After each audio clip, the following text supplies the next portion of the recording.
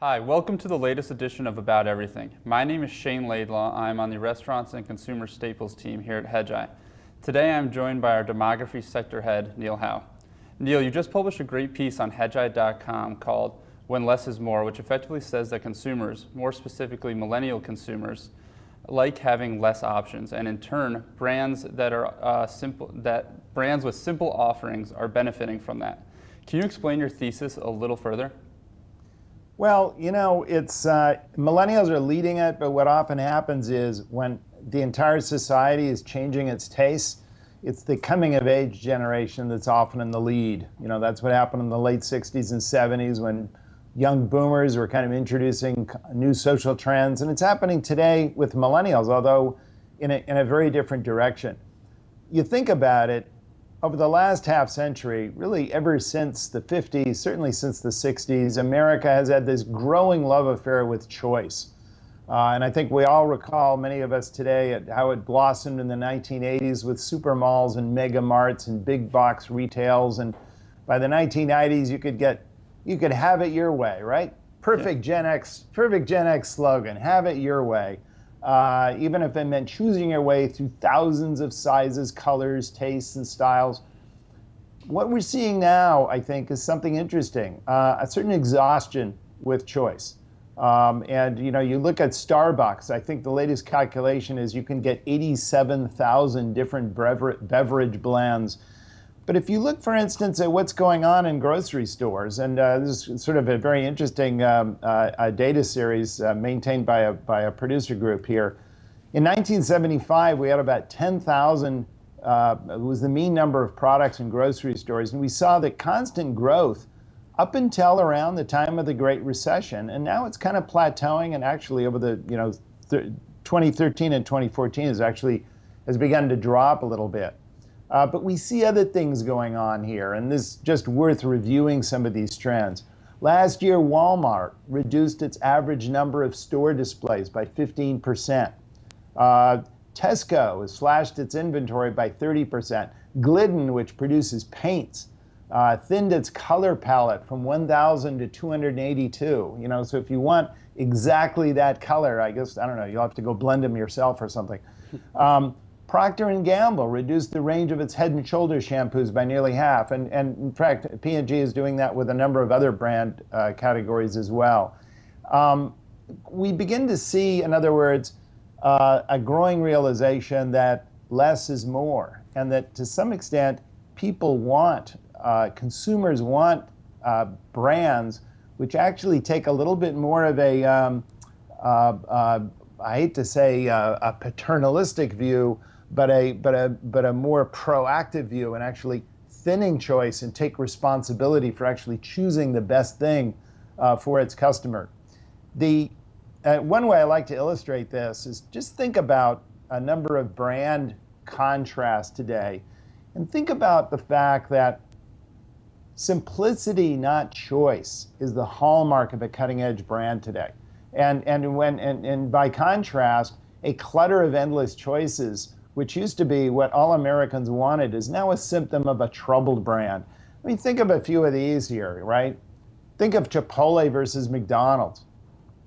One says simplicity, the other says a riot of complexity. You don't know how you pick a way through it. And in fact, Shane, I believe this is right. I mean, you follow this sector. McDonald's has undertaken to reduce its choices lately, right? Yep. Yeah, so a number of the initiatives across the restaurant space right now are to reduce complexity, to both drive efficiency in the back of the house and throughput in the front of the house. So one of those big items is to reduce the menu size. So what a lot of companies have been working on to get better. Well, that's the other advantage. It's obviously cheaper not to have to do so many different things. This is another contrast: Zara versus JCPenney's. One has a very simple look. Is obviously steering you toward a very small set of choices, and the other, again, is just it's like a North African bazaar. Just a cacophony of different choices. Here we go. Here we have a classic case: Google versus Yahoo. Right? Google, famously spare, nothing but white space. Yahoo, as we all know, it's just a big clutter of stuff. It's like a big junkyard out there. Well, what are the prospects of these two companies? Well, probably, if investors had their way, I think Yahoo is going to be absorbed by, probably Google or Facebook very shortly. Apple versus Android. What is the hallmark of the Apple brand? One great idea, one elegant design. That's all you need. And you got all these other different shapes and sizes vying for the rest of the mobile phone market, which, by the way, all of them together does not come close to the aggregate profit margin that Apple gets worldwide on its mobile phone sales. I mean, Apple represents the vast majority of total global profits from the sale of mobile phones. And lastly, I'll just give you the example of Tesla versus Nissan, right? Or Tesla versus General Motors, or Tesla versus anything, right? Simplicity, one model versus all these choices. Are you really interested? Okay, Neil, so in my sector, we have restaurant companies such as McDonald's that are drastically reducing their menu items to increase simplicity and drive efficiencies across the business. And then on the flip side, we have CPG companies such as General Mills and Kellogg's and Campbell's that have tons of SKUs across the aisles in the center of the store. That's really probably causing confusion within the consumer. So I don't know if you have more details on what kind of shifts you're seeing in the consumer mindset and maybe how the companies have to adapt to this in order to more effectively serve the customer. Well, I look, I mean, I think a lot of these CPG companies are going to have to, go on a diet. Just like the restaurants are doing. It's not so much drastically reducing the range of choices. It's to make sure that every choice dominates a category. What I don't like to see is when a brand has several different choices within a category and you're not sure how this company is differentiating among the choices. You know what I mean? Yeah. In other words, if you have an orange juice or if you have a natural orange juice, then go with one, Stake your reputation on it. Don't have 7 different kinds, which, again, it gets you back to Tropicana and obviously some of the big beverage companies. But I think that's what's at stake. A lot of dealing with choice is not always reducing the number of products, but it's giving customers, particularly young millennial menu-driven customers, as they go online and they kind of go through these menus, an easy way to narrow their options. And that is as good as reducing choice. One part of the explanation is a thesis that was advanced by Barry Schwartz in a book he came out with about 15 years ago now, or about 10 years ago, The Paradox of Choice. And he writes that beyond a certain point, choice no longer liberates, but debilitates.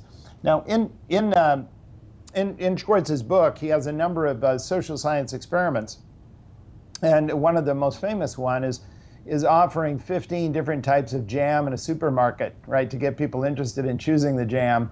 And it turns out that actually 15 choices is less likely to result in a consumer actually buying or choosing one of those jams than 3 choices.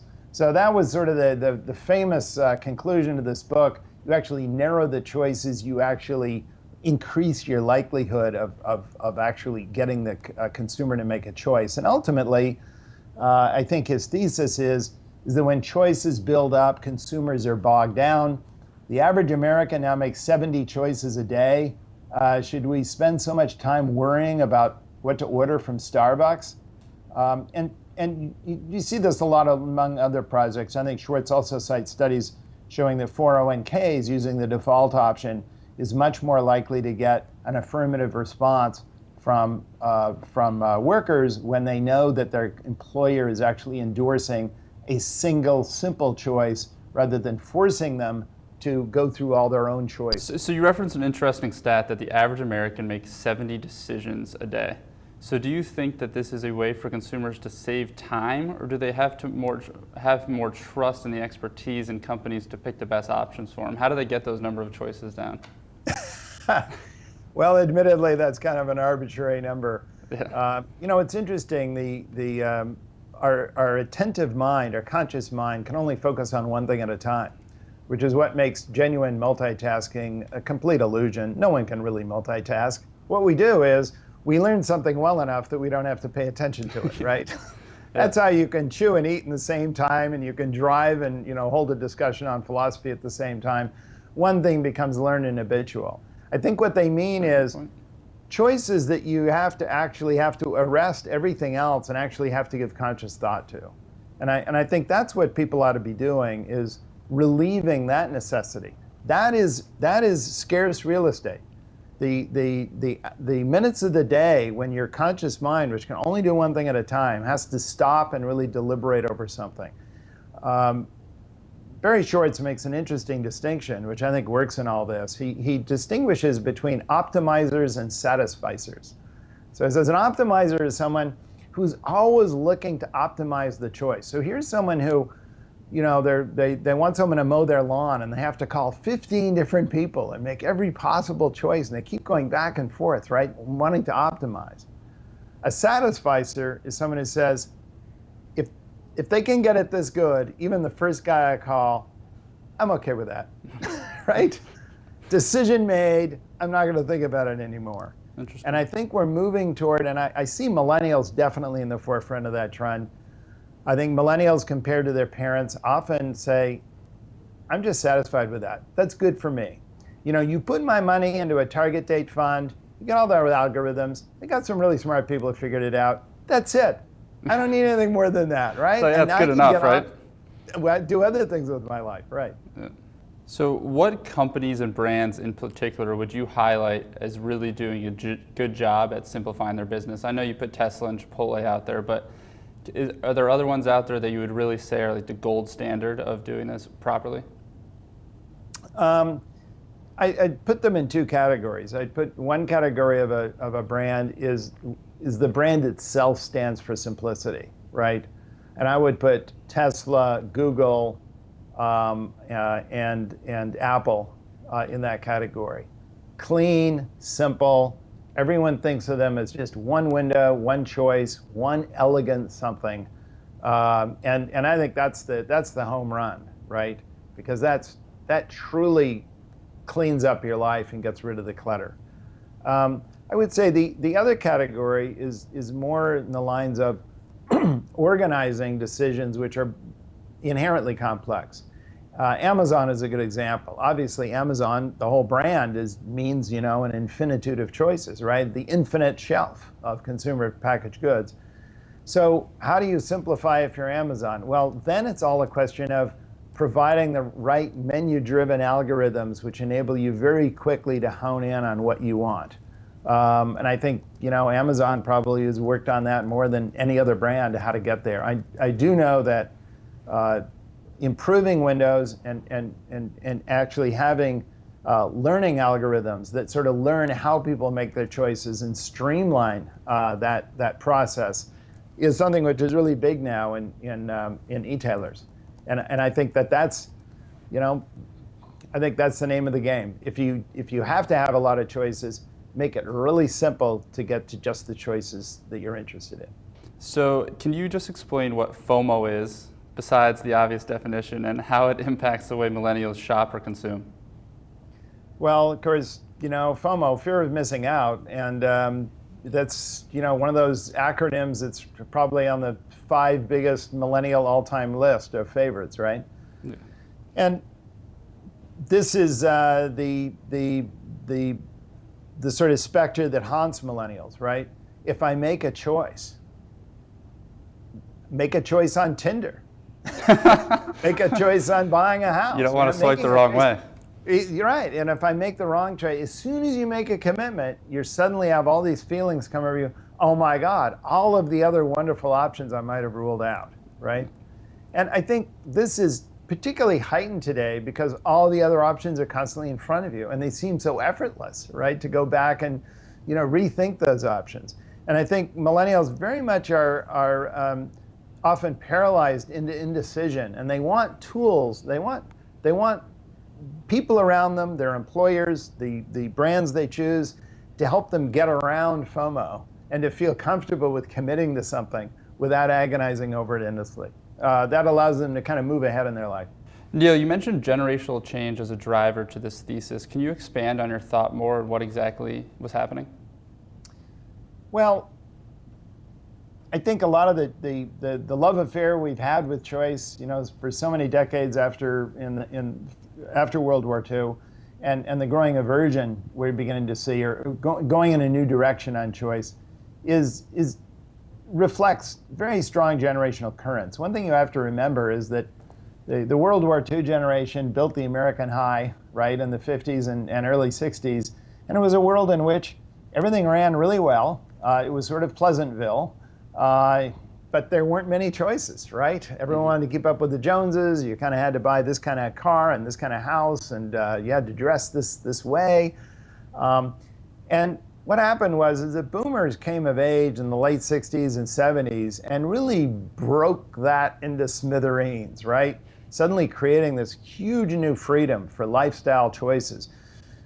Boomers came of age drunk with choice. That's what they wanted. They want to choose their own life. They want to go to Wheeler Ranch, or they want to go to Wall Street, or whatever they want to do, however they want to dress, or however they want to talk. And I think boomers have still been fascinated by choice and the ability to choose different options in life as they've grown older, sort of in pursuit of their values.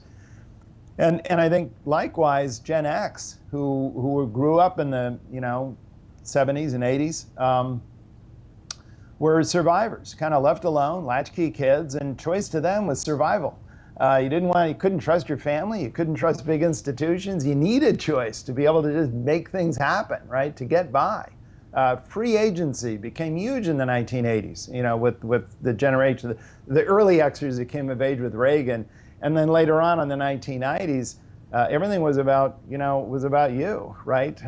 It works for me, it doesn't matter if it works for you, but it works for me.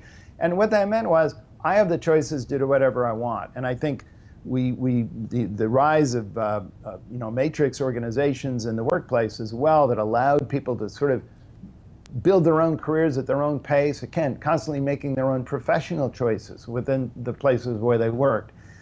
This had strong generational currents pushing it. And I think though now with millennials, you find that unlimited choice offers diminishing returns. And I talk to a lot of millennials. We do a lot of surveys in millennials, and they are less infatuated with choice than Xers and boomers. Faced with countless options, this generation, as we just discussed, they really fear missing out. And they find that that's so paralyzing. They want something to guide them through that process. So millennials trust their favorite brands to pre-select the best products for them. They want in loco parentis brands, even authoritative brands that boomers rebelled from. And they're relieved when employers offers an opt-out benefit plan, default plan, because they feel someone else cares enough to actually recommend something for them, right? The marketplace of a billion options just seems so unfeeling, uncaring, right? So you can, if you want to, you can read a little bit of Bernie Sanders into some of this.